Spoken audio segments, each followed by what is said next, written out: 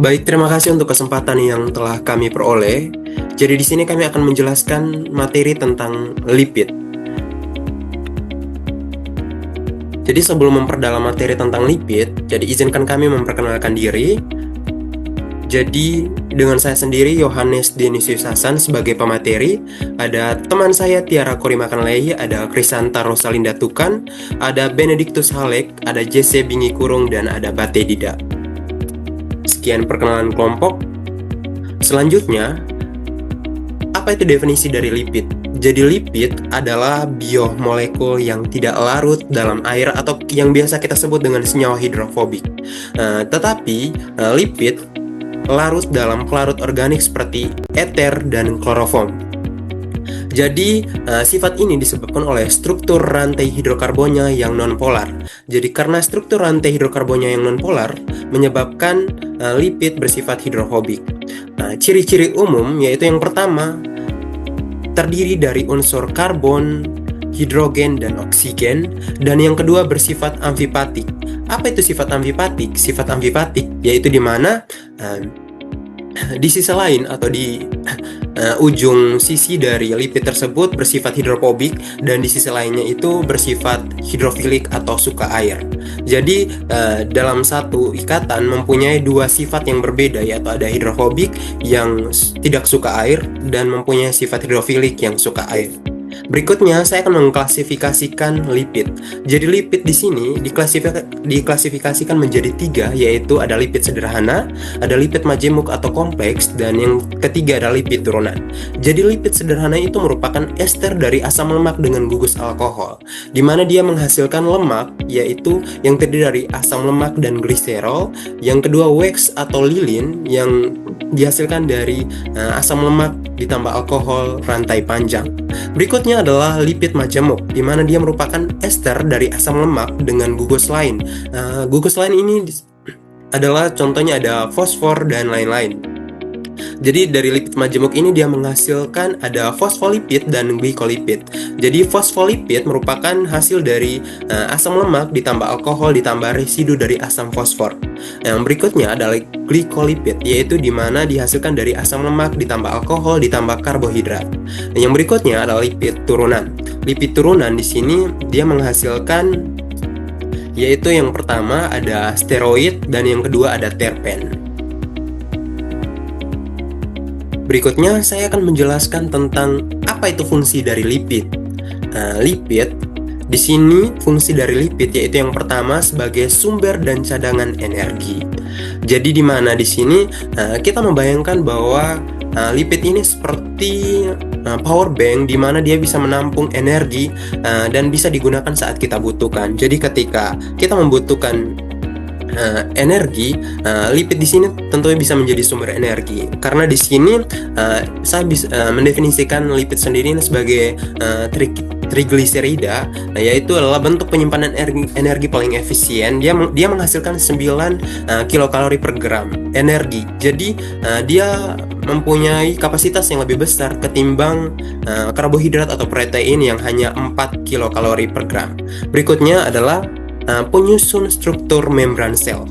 Jadi fosfolipid dan kolesterol, yaitu salah satu dari contoh lipid, itu membentuk membran sel yang bersifat semi permeable, mengatur lalu lintas zat masuk dan keluar sel. Jadi dia sebagai penyusun struktur membran sel. Yang berikutnya adalah pelindung dan isolasi organ tubuh.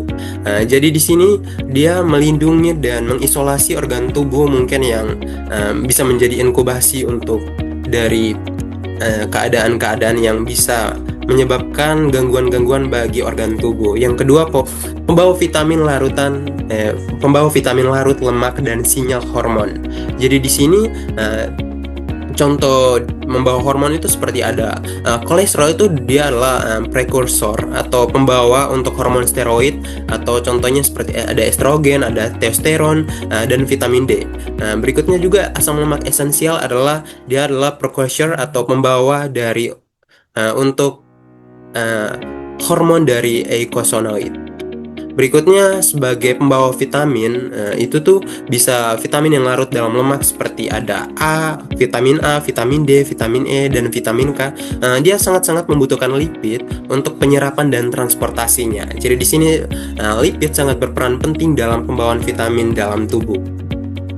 Berikutnya ada metabolisme lipid atau anabolisme.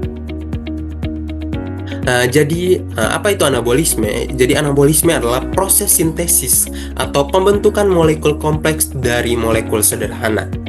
Jadi di sini ada jelaskan, ada berikut adalah proses dari anabolisme lipid, yaitu yang pertama ada sintesis asam lemak atau lipogenesis, yang kedua ada sintesis trigliserida, dan berikutnya ada sintesis fosfolipid dan kolesterol. Jadi untuk gambarnya sendiri ada ini, yaitu yang pertama bisa dilihat bahwa sintesis asam lemak.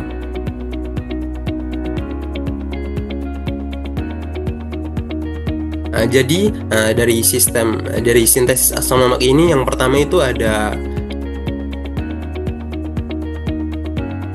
yang di sini, berikutnya untuk sintesis trigliserida yang ini, dan yang sintesis fosfolipid yaitu yang ini.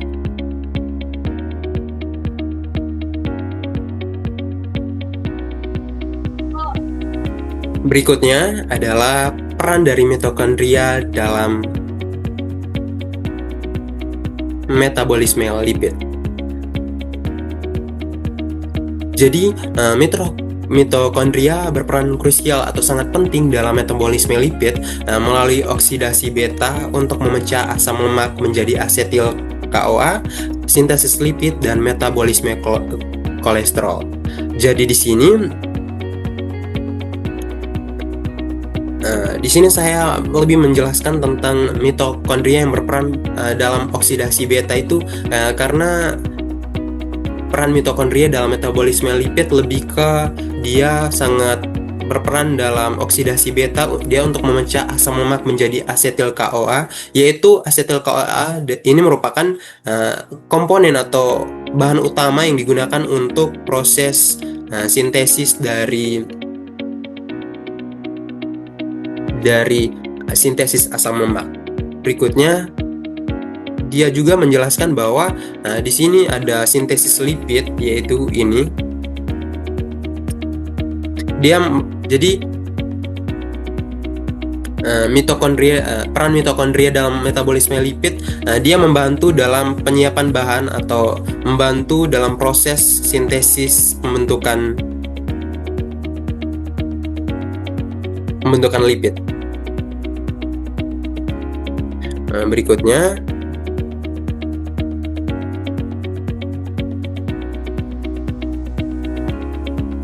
jadi ada contoh dari tata nama dari beberapa kelompok lipid. Jadi di sini saya membagi bahwa kelompok lipid ini ada asam lemak, ada trigliserida, ada fosfolipid, dan ada steroid. Jadi asam lemak itu contoh tata namanya itu yang biasa kita ketahui, yaitu ada asam palmitat dengan rumus kimianya ada C16H32O2. Berikutnya ada asam stearat, itu CH3, CH2 16 kali COOH. Dan berikutnya ada asam oleat C18H34 dan O2. Ada asam linoleat C18H32 dan 32O2. Berikutnya ada trigliserida, yaitu dimana contoh tata namanya ada tripalmitin, ada tristearin, dan triolein. Berikutnya ada fosfolipid, dimana contoh tata namanya itu ada fosfatidikoline, ada vingomielin. Sedangkan untuk steroid itu ada kolesterol dan kortisol. Jadi untuk pengertian sendiri, jadi sudah dijelaskan bahwa tadi saya sempat menyinggung apa itu trigliserida. Dia merupakan salah satu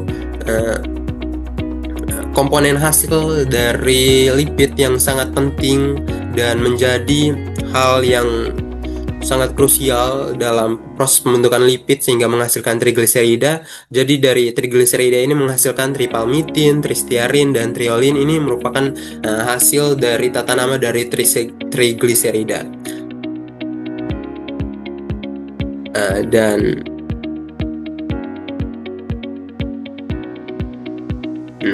Jadi mungkin penjelasan kami berkaitan dengan lipid mungkin sampai sini, dan untuk kesimpulannya adalah bahwa kami menjelaskan tentang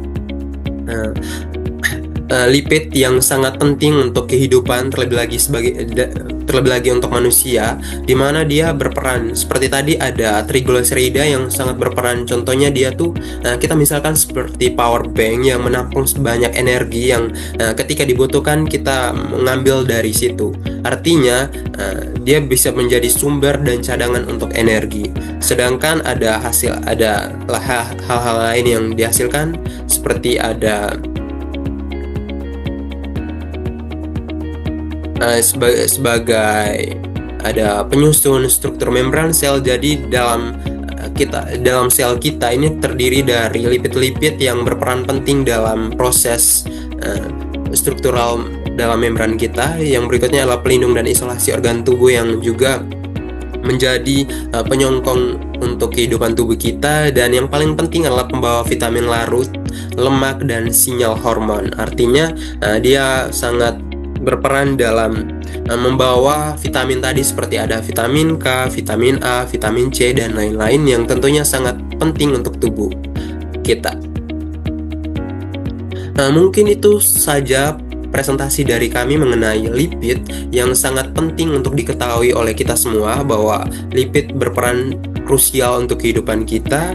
Terkait dengan itu mungkin sampai sini penjelasan saya Yohanes Denis Hasan mewakili teman-teman dari kelompok kami, mengucapkan terima kasih dan mohon maaf bila dalam penyampaian materi kami ada kesalahan maupun ada 1-2 hal yang belum bisa kami jelaskan lebih terperinci. Di lain kesempatan akan kami jelaskan lebih jelas. Mungkin itu saja dari kami. Terima kasih.